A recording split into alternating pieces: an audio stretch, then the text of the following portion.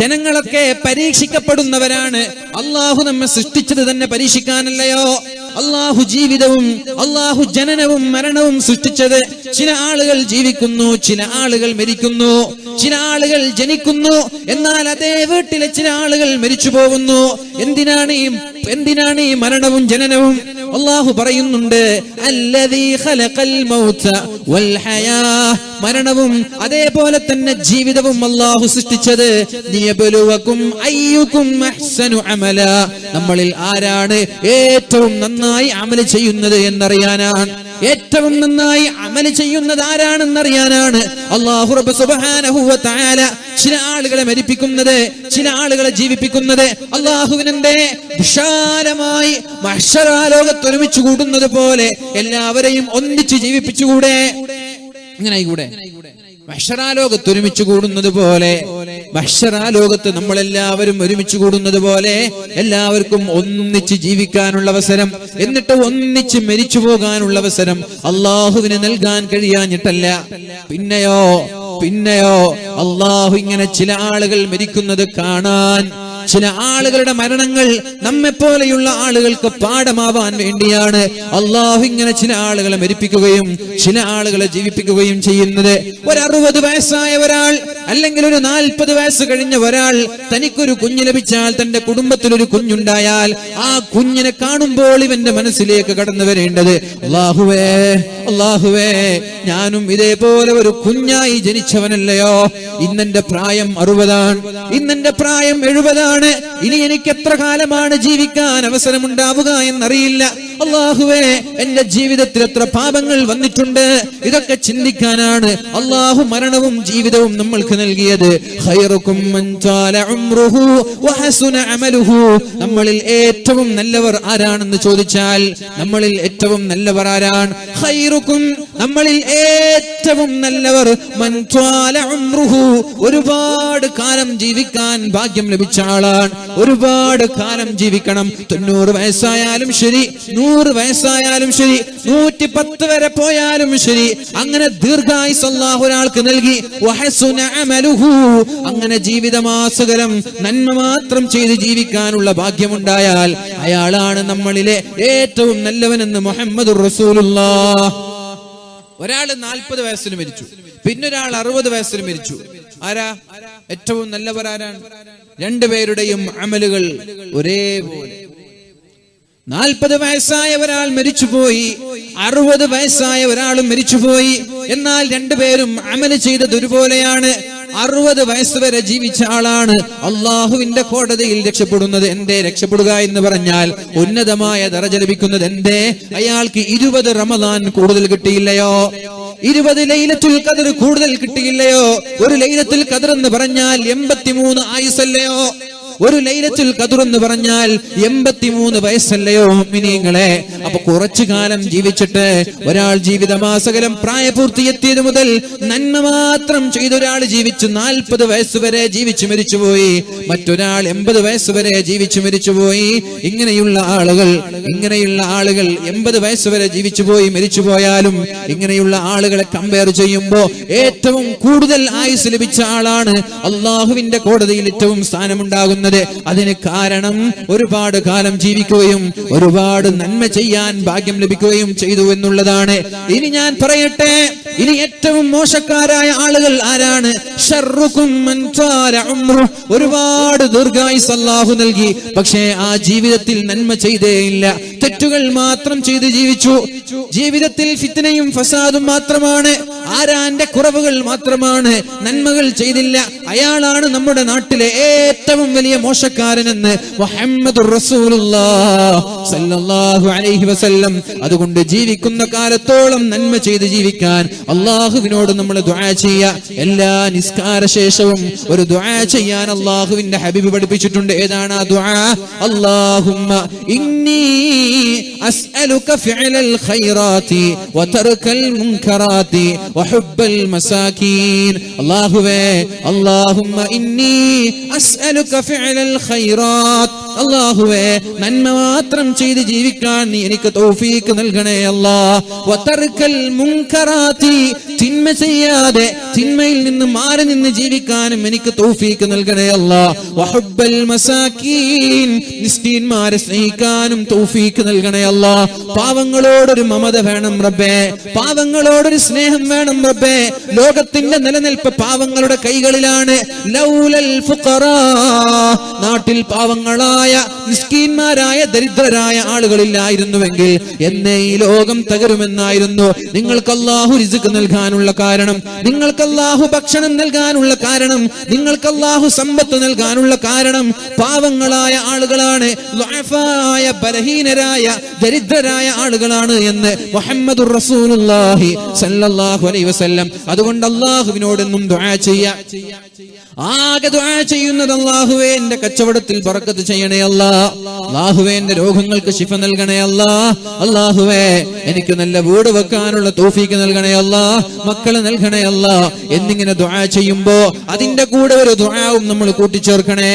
അല്ലാഹുമ്മ ഇന്നി അസ്അലുക ഫിഅലൽ ഖൈറാത്ത്, അല്ലാഹുവേ നന്മ മാത്രം ചെയ്ത് ജീവിക്കാൻ എനിക്ക് തൗഫീഖ് നൽകണേ അല്ലാഹ്. വതർക്കൽ മുൻകറാത്ത്, അല്ലാഹുവേ തിന്മയിൽ നിന്ന് മാറി നിൽക്കാനും എനിക്ക് തൗഫീഖ് നൽകണേ അല്ലാഹ്. വഹുബ്ബൽ മസാകീൻ മിസ്കീൻമാരെ സ്നേഹിക്കാനും എനിക്ക് തൗഫീഖ് നൽകണേ അല്ലാഹ് എന്നിങ്ങനെ അല്ലാഹുവിനോട് നന്മ ചെയ്ത് ജീവിക്കാൻ ദുആ ചെയ്യുക. അല്ലാഹു നമ്മൾക്ക് തൗഫീഖ് നൽകട്ടെ. പറഞ്ഞു വരുന്ന വിഷയം വഇന്നമന്നാസു മുബ്തലം വമുആഫാ, ജനങ്ങളിൽ ചില ആളുകൾക്ക് അല്ലാഹു പരീക്ഷണങ്ങൾ നൽകും, ചില ആളുകൾക്ക് അല്ലാഹു ആരോഗ്യം നൽകും, സന്തോഷം നൽകും. ഫർഹമൂ അഹ്ലൽ ബലാ, എന്നാൽ പരീക്ഷണങ്ങളിലൂടെ ജീവിക്കുന്ന ആളുകൾക്ക് നിങ്ങൾ കാരുണ്യം ചെയ്യണം, അവരെ നിങ്ങൾ സ്നേഹിക്കണം.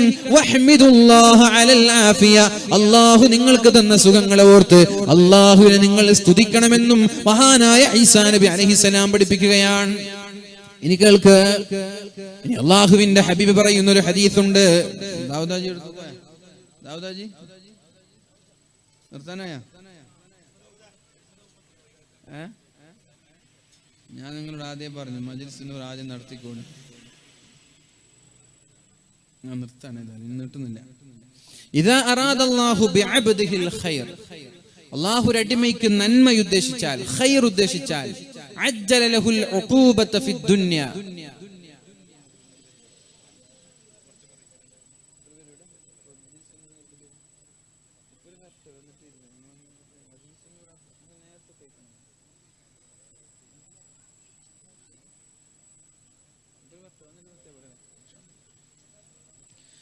ഇദാ അറാദല്ലാഹു ബിഅബ്ദിഹിൽ ഖൈറ, അല്ലാഹു ഒരു അടിമയ്ക്ക് ഖൈർ ഉദ്ദേശിച്ചാൽ, അഥവാ അല്ലാഹുവിന് നമ്മളോട് സ്നേഹമുണ്ടായാൽ, അജ്ജല ലഹുൽ ഉഖൂബത ഫിദ് ദുനിയ, നമ്മൾ ചെയ്യുന്ന തെറ്റുകൾക്ക് അല്ലാഹു ദുനിയാവിൽ തന്നെ ശിക്ഷ തരുമെന്നാണ്. വലിയൊരു പോയിന്റാണ്, നിങ്ങൾക്ക് ജീവിതത്തിൽ ഇത് അനുഭവിക്കാൻ കഴിയും. അല്ലാഹുവിന് നമ്മളോട് സ്നേഹമാണെങ്കിൽ, അല്ലാഹുവിന് നമ്മളോട് ഇഷ്ടമാണെങ്കിൽ, അജ്ജല ലഹുൽ ഉഖൂബത ഫിദ് ദുനിയ, ദുനിയാവിൽ തന്നെ അല്ലാഹു ശിക്ഷ നൽകുമെന്നാണ്. വീട്ടിൽ നിന്നിറങ്ങിയ നമ്മൾ എന്തെങ്കിലും ഒരു തെറ്റു ചെയ്താൽ ആ തെറ്റിനുള്ള ശിക്ഷ വീട്ടിലെത്തുമ്പോൾ ഭാര്യ തരും. അത് നിങ്ങൾ ജീവിതത്തിൽ മനസ്സിലാക്കിക്കോളൂ. നമ്മളൊരു തെറ്റ് പുറത്തുനിന്ന് ചെയ്തു, അല്ലാഹുവിന് നമ്മളോട് ഇഷ്ടമാണെങ്കിൽ നമ്മൾ ആ തെറ്റിനുള്ള ശിക്ഷ വീട്ടിലെത്തിയാൽ ഭാര്യ തരും. ഭാര്യ എന്തെങ്കിലും വിഷയം പറഞ്ഞ് നമ്മളുടെ സ്വൈര്യം നഷ്ടപ്പെടുത്തും. അന്ന് രാത്രി മര്യാദക്ക് ഉറങ്ങാൻ കഴിയില്ല. പുറത്തുനിന്ന് നമ്മൾ എന്തെങ്കിലും ഒരു തെറ്റു ചെയ്തു, അതിനുള്ള ശിക്ഷയായിട്ടാണ് അല്ലാഹു റബ്ബ് സുബ്ഹാനഹു വ തആല ദുനിയാവിൽ തന്നെ ശിക്ഷ തരുന്നത്. ഒരു സ്വഹാബി ജാഹിലിയ കാലത്ത് സ്നേഹിച്ചിരുന്ന പരിചയമുള്ള ഒരു പെണ്ണ് ഒരു വഴിയിലൂടെ പോകുന്നത് കണ്ടപ്പോ ആ പെണ്ണിനെ തന്നെ ഇങ്ങനെ നോക്കി. പെണ്ണ് പാസ്സായി, പെണ്ണ് പോയി. അങ്ങനെ പെണ്ണ് പോയപ്പോ തിരിഞ്ഞിങ്ങനെ നോക്കി നടന്നു. പെട്ടെന്ന് ഒരു ചുമരിലേക്ക് നെറ്റി തട്ടി നെറ്റിയിൽ നിന്ന് രക്തം വന്നു. നബി തങ്ങൾ ചോദിച്ചു ഇതെന്താണെന്ന് ചോദിച്ചു. അപ്പൊ പറഞ്ഞു, നബി സംഭവം ഇങ്ങനെയാണ് സംഭവിച്ചതെന്ന് പറഞ്ഞു. അപ്പൊ നബി തങ്ങൾ പറഞ്ഞു, ഇദാ അറാദല്ലാഹു ബിഅബ്ദിഹിൽ ഖൈറ, അല്ലാഹു ഒരു അടിമയ്ക്ക് ഖൈർ ഉദ്ദേശിച്ചാൽ, അജ്ജല ലഹുൽ ഉഖൂബത ഫിദ് ദുനിയ, ദുനിയാവിൽ തന്നെ അല്ലാഹു അതിന് ശിക്ഷ നൽകുമെന്നാണ്. നമ്മളൊരു ഹറാമ് കണ്ടു, വേണ്ടാത്തൊരു പ്രവർത്തനം നമ്മളിൽ നിന്നുണ്ടായാൽ നമ്മുടെ ഭാര്യമാരിലൂടെയോ നമ്മുടെ മക്കളിലൂടെയോ അള്ളാഹു അതിന് ശിക്ഷ നൽകുമെന്നാണ്. ഒന്നുകിൽ നമ്മൾ എന്തെങ്കിലും ഒരു കാരണത്താൽ വീഴുകയോ എന്തെങ്കിലും പ്രയാസങ്ങളോ ടെൻഷനോ നമ്മൾക്കുണ്ടാവും. അങ്ങനെ അള്ളാഹു ദുനിയാവിൽ തന്നെ ശിക്ഷ നൽകും. ഇനി ഒരു അടിമയ്ക്ക് അള്ളാഹു ഷർറാണ് ഉദ്ദേശിക്കുന്നത്, അയാളോട് അള്ളാഹുവിന് യാതൊരു സ്നേഹമില്ല എങ്കിൽ അയാൾ ദുനിയാവിൽ വളരെ സന്തോഷത്തോടെ ജീവിക്കും. അയാൾക്ക് പ്രയാസങ്ങൾ ഉണ്ടാവൂല, ബാധ്യതകൾ ഉണ്ടാവൂല, ടെൻഷൻ ഉണ്ടാവൂല, ജീവിതത്തിൽ മക്കളിലൂടെയുള്ള പരീക്ഷണങ്ങൾ ഉണ്ടാവൂല, ഭാര്യമാരിലൂടെയുള്ള പരീക്ഷണങ്ങൾ ഉണ്ടാവൂല. എല്ലാം അല്ലാഹു തആല ആഖിറത്തിലേക്ക് എടുത്തു വെക്കുകയാണ്. അംസക അൻഹു ബിദംബിഹി ഹത്താ യുവാഫിയ ബിഹി യൗമൽ ഖിയാമ. ഖിയാമത്ത് നാളിൽ അല്ലാഹു ഇതിനെല്ലാം പകരം വീട്ടുമെന്നാ പറഞ്ഞത്. ഖിയാമത്ത് നാളിൽ അല്ലാഹു ഇതിനെല്ലാം പകരം വീട്ടുമെന്നാ പറഞ്ഞത്. കുല്ലു നഫ്സിൻ ദാഇഖത്തുൽ മൗത്ത്, എല്ലാവരും മരിക്കേണ്ടവരാണ്. വ ഇന്നമാ തുവഫൗന ഉജൂറകും യൗമൽ ഖിയാമ. നാളെ ഖിയാമത്ത് നാളിലാണ് നമ്മുടെ നന്മയും തിന്മയും അല്ലാഹു കണക്കാക്കി നോക്കുന്നത്. ഫമാ സുഹ്സിഹ അനിന്നാർ, ആരാണോ നരകത്തിൽ ഒരു സെക്കൻഡ് പോലും കിടക്കാതെ അല്ലാഹുവിന്റെ സ്വർഗീയ ലോകം ആസ്വദിക്കാൻ ഭാഗ്യം ലഭിക്കുന്നവർ, ഫഖദ് ഫാസ്, അവരാണ് വിജയികൾ. നരകത്തിൽ ഒരു സെക്കൻഡ് കിടക്കാതെ സ്വർഗം കിട്ടണം. നരകത്തിൽ കിടന്നിട്ട് എല്ലാവരും സ്വർഗത്തിലെത്തുന്ന ഉറപ്പാണ് മുസ്ലിമീങ്ങൾ. ലാ ഇലാഹ ഇല്ലല്ലാഹ് മുഹമ്മദുർ റസൂലുള്ളാഹ് എന്ന് ചൊല്ലിയവർ സ്വർഗത്തിലെത്തുമെന്നുറപ്പാണ്. പക്ഷേ ഒരു സെക്കൻഡ് പോലും നരകത്തിൽ കിടക്കാതെ സ്വർഗം നമ്മൾക്ക് കിട്ടണം. ആ സ്വർഗം കിട്ടാനുള്ള വഴി നമ്മുടെ കണ്ണുകളിലൂടെ അല്ലാഹു നമ്മൾക്ക് നൽകുന്നുണ്ട്. ആ സ്വർഗം കിട്ടാനുള്ള വഴി നമ്മുടെ കണ്ണുകളിലൂടെ അല്ലാഹു നമ്മൾക്ക് നൽകുന്നുണ്ട്. ഏതൊക്കെയാണ് ആ മനുഷ്യന്മാർ? ഒരു സെക്കൻഡ് പോലും നരകമില്ലാതെ അല്ലാഹു നരകത്തിൽ നിന്ന് പൂർണ്ണമായി മാറ്റി നിർത്തി സ്വർഗം ലഭിക്കുന്ന വിഭാഗമാരാണ്. ഒന്ന്, ഐനുൻ ബകത് മിൻ ഖശിയത്തില്ലാഹ്, അല്ലാഹുവിനെ പേടിച്ച് കരഞ്ഞ കണ്ണുകൾ, ഒറ്റയ്ക്കിരുന്നു കൊണ്ട്, ഏകാന്തനായിരുന്നു കൊണ്ട്, ആരാരും കാണാതെ ഒറ്റയ്ക്കൊരു മുറിയിലോ വിജനമായ സ്ഥലത്തോ ഇരുന്നു കൊണ്ട് അല്ലാഹുവിനെ ഓർത്ത്, അല്ലാഹുവിന്റെ ഖബറിന്റെ ശിക്ഷയോർത്ത്, അല്ലാഹുവിന്റെ നരകത്തെ ഓർത്തുകൊണ്ട് കരയുന്ന ആളുകൾ, ഒരു ഈച്ചയുടെ തലയുടെ കണക്ക കണ്ണുനീർത്തുള്ളി കണ്ണിൽ നിന്നിറ്റ് വീണാൽ അല്ലാഹു അവരെ ഒരു സെക്കൻഡ് പോലും നരകത്തിൽ കിടത്തൂല എന്നാണ്. വഅൈനുൻ സഹറത്, അല്ലാഹുവിന് വേണ്ടി ഉറക്കൊഴിച്ച കണ്ണുകൾ.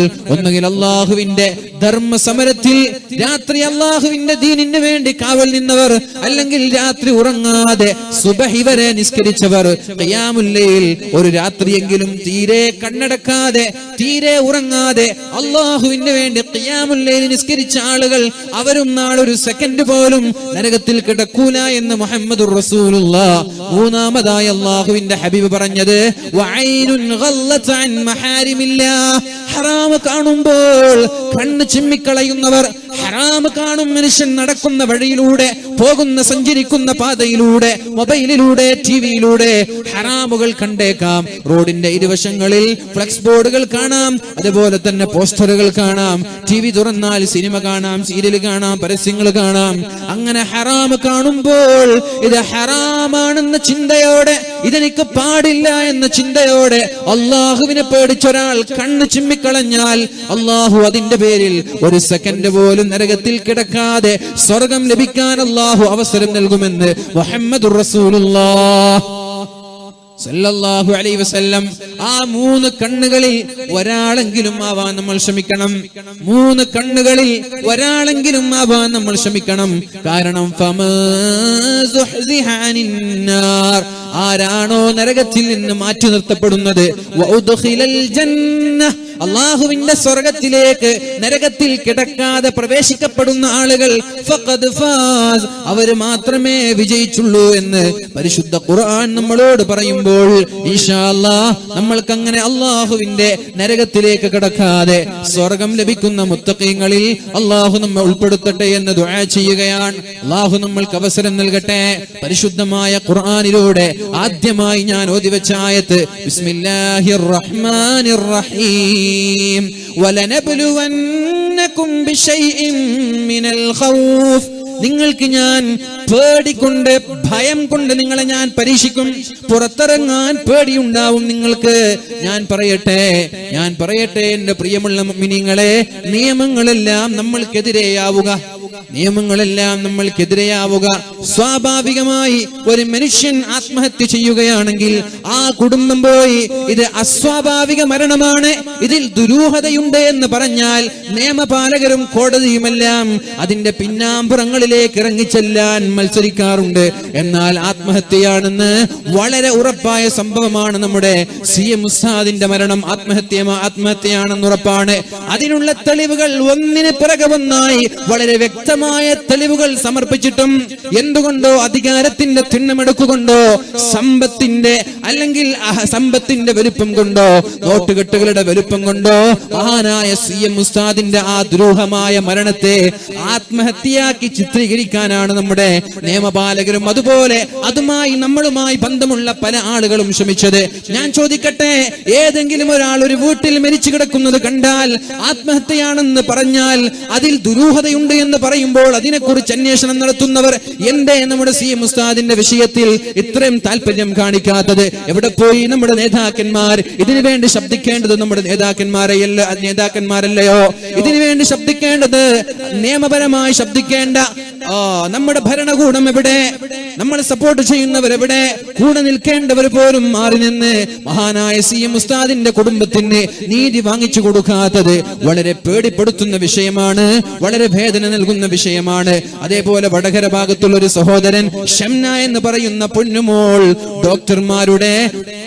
ഡോക്ടർമാരുടെ അശ്രദ്ധ മൂലം മരിച്ചു പോവുകയും 2 വർഷക്കാലമായ ആ പിതാവ് തന്റെ മകളുടെ നീതിക്ക് വേണ്ടി പോരാടി ഇന്ന് ആ സഹോദരൻ മസ്കറ്റിൽ വെച്ച് മരിച്ചു പോവുകയാണ്. നമ്മുടെ ആദരണീയരായ ശൈഖുനാ ചേലക്കാട് ഉസ്താദ് അവർകൾ നമ്മുടെ വേദിയിലേക്ക് കടന്നു വന്നുകൊണ്ടിരിക്കുന്നു. അല്ലാഹു അക്ബർ, അല്ലാഹു അക്ബർ, അല്ലാഹു അക്ബർ, ലാ ഇലാഹ ഇല്ലല്ലാഹു വല്ലാഹു അക്ബർ, അല്ലാഹു അക്ബർ വലില്ലാഹിൽ ഹംദ്. അല്ലാഹു ആഫിയത്തും ആരോഗ്യവും അല്ലാഹു നിലനിർത്തി കൊടുക്കട്ടെ. സമസ്ത കേരള ജംഇയ്യത്തുൽ ഉലമയുടെ കേന്ദ്ര മുശാവറ അംഗമാണ് നമ്മുടെ അഭിവന്യരായ ശൈഖുനാ ചേലക്കാട് ഉസ്താദ് അവർകൾ. അപ്പോൾ ഞാനിനി വിശദീകരിക്കാൻ ആഗ്രഹിക്കുന്നില്ല. അള്ളാഹു നമ്മൾക്ക് പരീക്ഷണങ്ങൾ നൽകുമെന്നാണ്. എങ്ങനെ പേടി, പുറത്തിറങ്ങാൻ പേടി, അടിച്ചു കൊല്ലുമോ? മദ്രസ വിദ്യാർത്ഥിയെയാണ് യാതൊരു കാരുണ്യമില്ലാതെ അടിച്ചു കൊന്നത്. മുസ്ലിമീങ്ങളായ ആളുകളെ മുസ്ലിം ആണ് എന്നതിന്റെ പേരിൽ നിരന്തരമായി കേരളത്തിന് പുറത്തുള്ള സംസ്ഥാനങ്ങളിൽ നിന്ന് ദുരൂഹമായ കൊലപാതകങ്ങളുടെ കഥകളും വാർത്തകളും നമ്മൾ കേട്ടുകൊണ്ടിരിക്കുകയാണ്. അപ്പൊ നിങ്ങളെ ഞാൻ ഭയപ്പെടുത്തും, നിങ്ങൾക്ക് ഞാൻ പട്ടിണി തരും, പട്ടിണി കിടക്കേണ്ടി വരും, നിങ്ങളുടെ സാമ്പത്തികമായ ബാധ്യതകളും പ്രശ്നങ്ങളും പ്രാരാബ്ദങ്ങളും നിങ്ങൾക്ക് നൽകും, നിങ്ങളുടെ ശരീരങ്ങളിലൂടെ അല്ലാഹു നിങ്ങളെ പരീക്ഷിക്കും, കൃഷിയിലൂടെ, ഫലങ്ങളിലൂടെ. എന്നാൽ ഇത്തരം സാഹചര്യങ്ങളിൽ ആരാണോ അല്ലാഹുവിനെ ഓർത്ത് അൽഹംദുലില്ലാ എന്ന് പറയുന്നവർ, കടംബാധ്യതയുണ്ടായി വലിയ കോടീശ്വരന്മാർ ഒരു സുപ്രഭാതത്തിൽ ഒന്നുമില്ലാതെയാവുകയാണ്. സമ്പത്ത് മുഴുവനും പല കേസുകളിൽ അകപ്പെട്ട് മുഖം നോക്കി പുറത്തിറങ്ങാൻ കഴിയാതെ പ്രയാസങ്ങൾ അനുഭവിക്കുന്ന കോടീശ്വരന്മാരറിയാം. പുറത്തിറങ്ങാൻ കഴിയാത്ത രീതിയിലേക്ക് അവര് വല്ലാത്ത പ്രതിസന്ധിയിലൂടെ കടന്നു പോകുന്നവർ. അത്തരം സാഹചര്യങ്ങളിൽ ഇന്നാ ലില്ലാഹി വ ഇന്നാ ഇലൈഹി റാജിഊൻ എന്ന ദിക്ർ ചൊല്ലി അൽഹംദുലില്ലാ എന്ന് പറയാനുള്ള ആ കരുത്തും തന്റെ ഇടവും വബദനുൻ അലൽ ബലാഇ സ്വാബിർ, പരീക്ഷണങ്ങളിൽ ക്ഷമിക്കാനുള്ള ശരീരവും നമ്മൾക്കുണ്ടാവണം. ഓരോ പരീക്ഷണങ്ങളും അള്ളാഹു നമ്മൾക്ക് നൽകുന്നത് നമ്മുടെ പാപങ്ങൾ പുറത്തു തരാനാണെന്ന്. എന്ത് രോഗം വന്നാലും പരിശുദ്ധ റസൂലുള്ളാഹി സ്വല്ലല്ലാഹു അലൈഹി വസല്ലമ തങ്ങൾ പറയുന്നുണ്ട്, നമ്മുടെ അടിമകൾക്ക് അള്ളാഹു നൽകുന്ന ചില രോഗങ്ങളെ കുറിച്ച്. ഏതെങ്കിലും ഒരു മുഅ്മിൻ ഒരു പരീക്ഷണം, ഒരു രോഗം എന്തെങ്കിലും അയാൾ അനുഭവിക്കേണ്ടി വന്നാൽ അത് അല്ലാഹു റബ്ബ് സുബ്ഹാനഹു വ തആല അയാളുടെ പാപങ്ങൾ പൊറുക്കാനുള്ള കാരണമായിട്ടാണ് നൽകുന്നത്. ഒരൊറ്റൊരു ഹദീസ് കൂടി,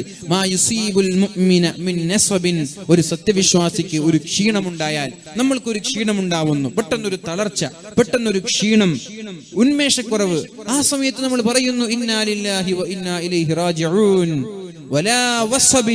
എന്തെങ്കിലും ഒരു രോഗം, തലവേദന, പല്ലുവേദന, നടുവേദന, വല്ല രോഗങ്ങളും നമ്മൾക്കുണ്ടായി, അപ്പോഴും നമ്മൾ പറയുന്നു ഇന്നാ ലില്ലാഹി വ ഇന്നാ ഇലൈഹി റാജിഊൻ. വലാ ഹമ്മിൻ, വല്ല ദുഃഖവും, എന്തെങ്കിലും മക്കൾ മരിച്ചു പോവുക, സാമ്പത്തികമായ ബിസിനസ്സിലെ ആ ബാധ്യതകൾ കൊണ്ടുള്ള ടെൻഷൻ, ജീവിതത്തിലെ മറ്റെന്തെങ്കിലും പ്രയാസം, വലാ ഹമ്മിൻ ദുഃഖമുണ്ടാവുക, വലാ ഹുസ്നിൻ വിഷമമുണ്ടാവുക, വലാ ഗമ്മിൻ മറ്റേതെങ്കിലും പ്രയാസങ്ങൾ ഉണ്ടാവുക, ഇതെല്ലാം ഒരു മനുഷ്യനുണ്ടായി.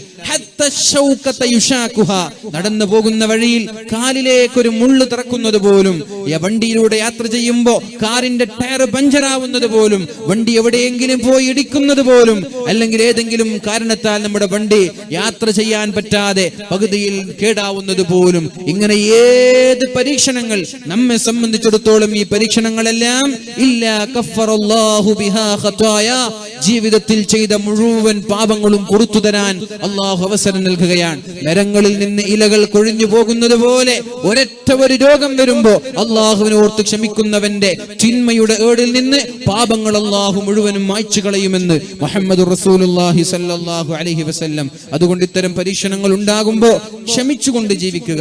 അൽഹംദുലില്ലാഹ്, എന്റെ റബ്ബ് തന്നതല്ലയോ, എന്റെ റബ്ബ് തന്നതല്ലയോ. അല്ലാഹുമ്മ അജ്ർനി ഫീ മുസീബതി വഅഖ്ലിഫ് ലി ഖൈറൻ മിൻഹാ. ഇന്നാ ലില്ലാഹി വ ഇന്നാ ഇലൈഹി റാജിഊൻ. അല്ലാഹുമ്മ അജ്ർനി